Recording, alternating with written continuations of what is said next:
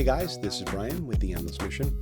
Today we're going to take another in-depth look at a game from our Hall of Celebration. This game is called Starlight City. It's by one of our designers on our Endless Mission team, Greg. And there's a lot going on in this game, and there's a lot we could talk about. It probably could be the subject of a bunch of different videos, but let's start by going in and playing. All right, so this game is a side-scrolling platformer game where I am controlling an avatar that is based on a combination of Capitan Blackclaw from the platformer and the archer from the RTS. And I've got some unique abilities here. My objective is to collect the coins, and I can jump, double jump like Capitan Blackclaw. I can use the Capitan Blackclaw dash attack, and I can also fire arrow projectiles. So the dash attack is my left mouse button, the arrows are my right mouse button. I'm using WASD to move and spacebar to jump and double jump. Another thing I really like about this level is the ambiance that Greg has created with this cool nighttime environment. He's using a lot of assets from our racer level. He's got enemies from the RTS that can shoot. And he's also, even though we're in this 2D side-scrolling perspective, you've got some movement forward and back in 3D, sort of in a style reminiscent of, like the Contra games or the old Teenage Mutant Ninja Turtles arcade game, which is one of my all-time favorites, to date myself a little bit. And the level, I won't go through the whole thing, is quite expansive.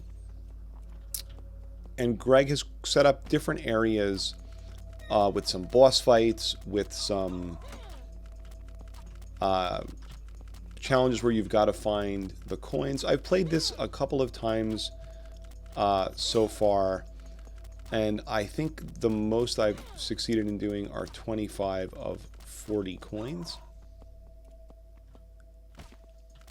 Here's a cool, he's got a boss fight, check that out. He used some kart racer assets from the kart racer game and rigged them up to explode when they were destroyed, which is pretty cool. He's also got health pickups in the game, so there's some red fruit that's acting as a health recovery pickup. And I noticed there also seems to be a health recovery over time effect. Here's sort of a mini boss he's created. Several mini boss, actually.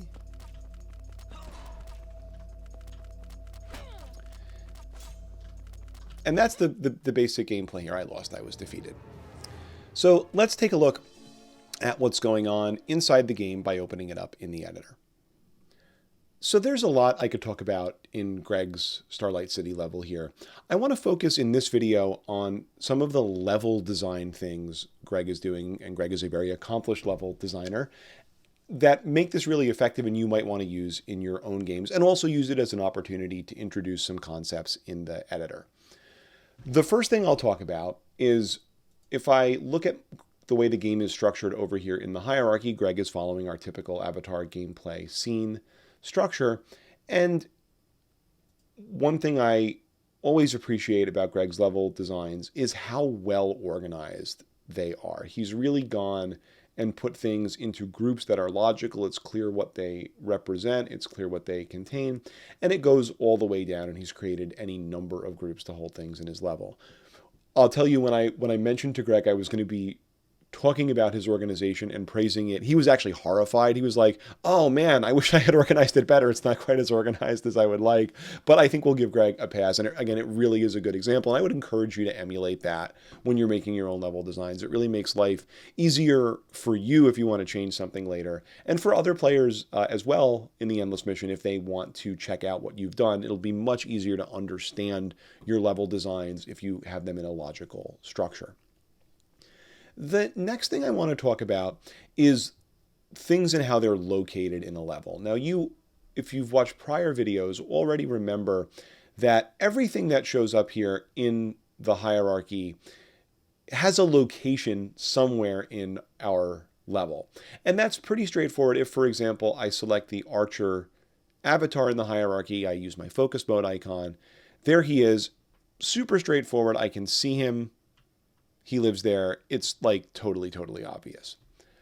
But let's say I look at something under this lighting group, right? For example, let's just pick this thing called directional light. And I click the focus mode icon.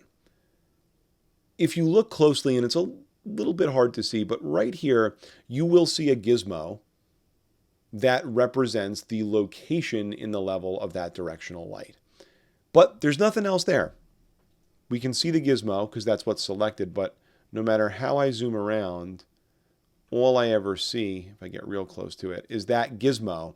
There's no other object there.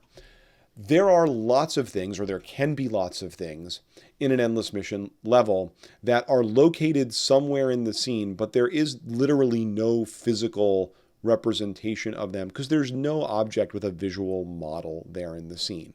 Light sources are an example of that. But just because you can't see them doesn't mean that they're not important. In fact, in this level, they're super important because Greg is using lighting to really, really strong effect to create this nighttime film noir kind of atmosphere that makes this level so cool.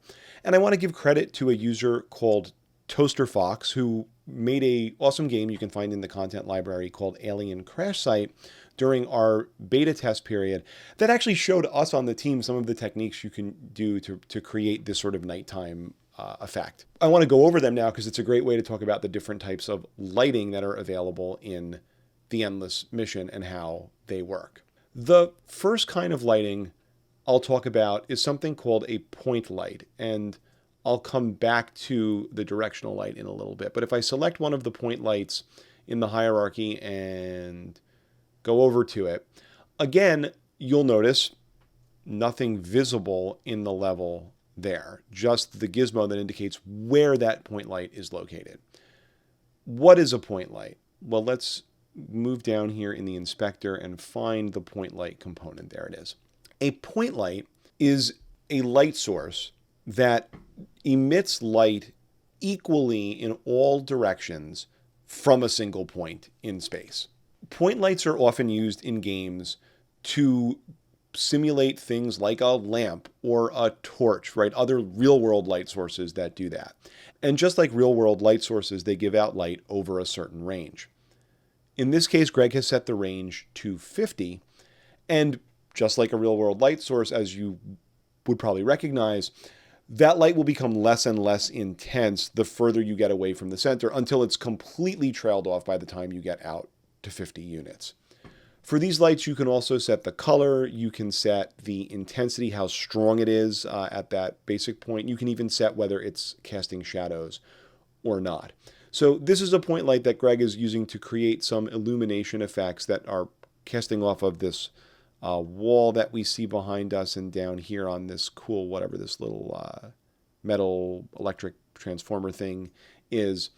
You know, another place I like where Greg uses those that adds a lot to the level, if I can find a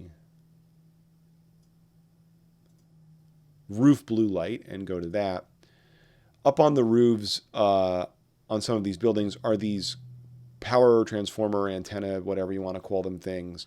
And Greg has stuck blue point lights somewhere in the middle of the models that create this glow effect coming out from inside the models that light them up and look really cool. And he's done that in part by setting a comparatively small range, like 15 units, and also setting the blue color that's giving us the effect we want. So that's a point light.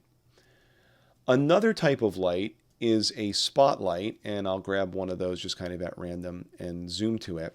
Again, you see a spotlight in the level. Nothing physically there, even though Greg has put that kind of close to this model of this power liney thing, I guess, because he wants it to feel like the light's coming out of there.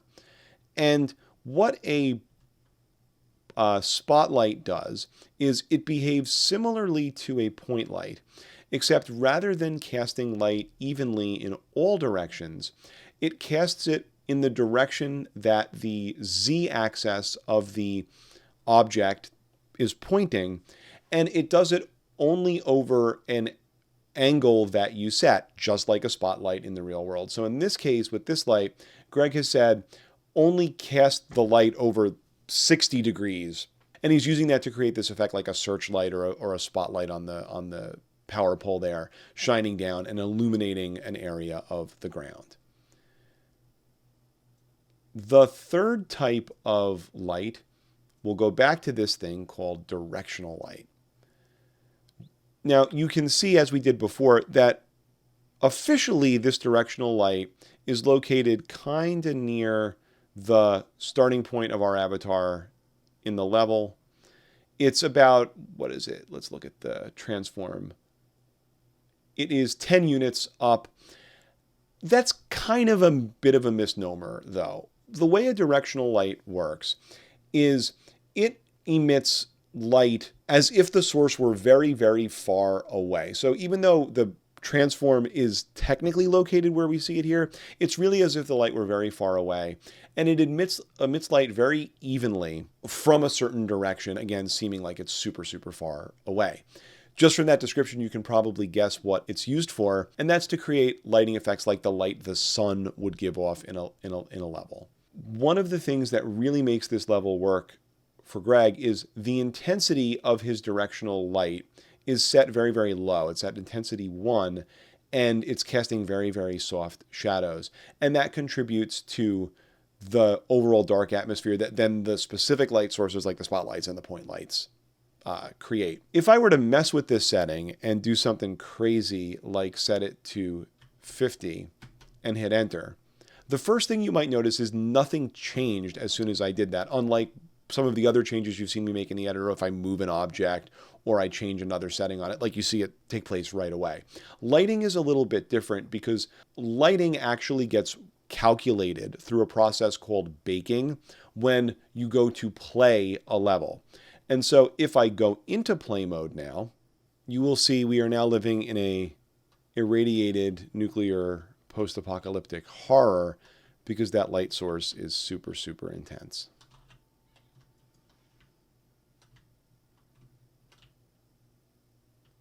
In fact, let's get out of here.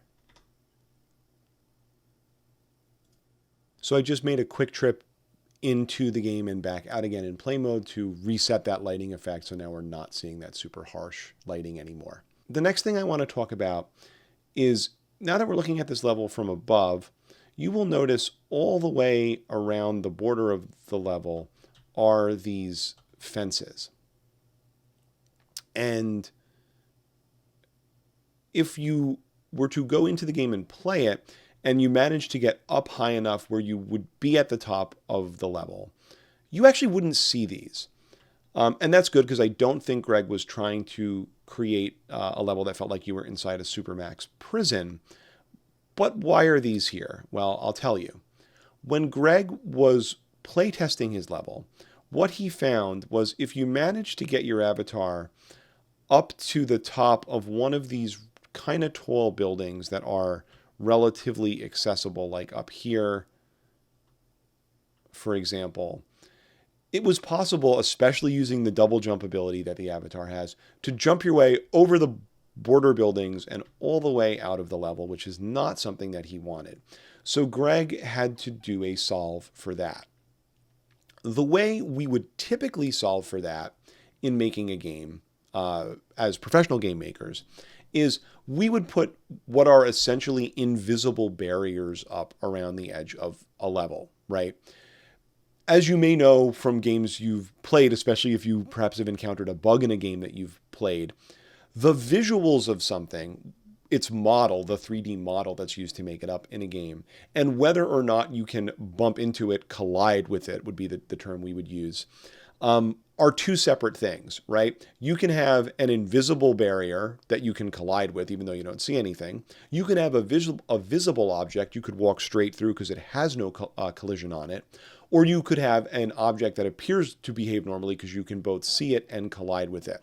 So the way we would fence in players, quite literally, most of the time in a professionally made game in a situation like that is to throw up some invisible barriers with collision but no visuals on them. What Greg found as he was messing around was if I expand his scene and I go into this extra collision group that he's created, that corresponds to these fences. What he found was if he put these fences into his level, which he found in the content library around the top of those buildings, and set their collision layer to player-only collision, they would not be visible when you played the game. And that little hack enables him to simulate that same effect we would actually use of having invisible fencing in the level and keeping the player from jumping outside of its borders. And that level took Greg a lot of work to do, because if we kind of zoom up and out a little bit, you can really get a sense of how expansive this level is.